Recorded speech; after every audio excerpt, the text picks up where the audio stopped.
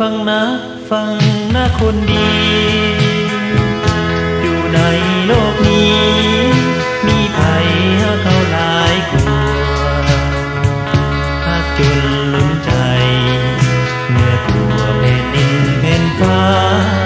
จนได้สละสีวาเสด็จลงมา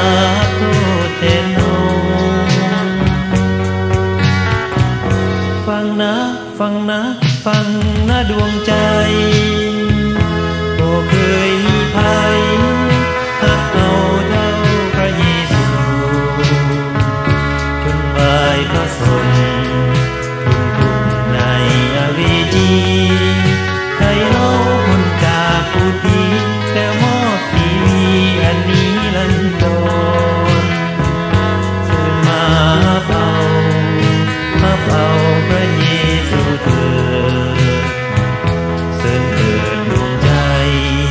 มอบให้พระองค์ครอบครองเพราะในโลกนี้บ่มีพระเจ้าใดอื่น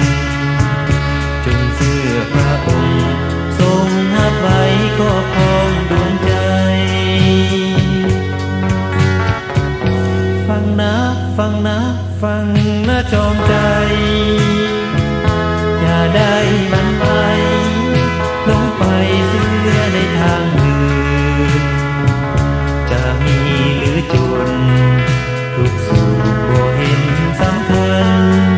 ขอให้ได้อยู่เคียงขวัญตราบชั่ว4 วันเท่านั้นก็พอ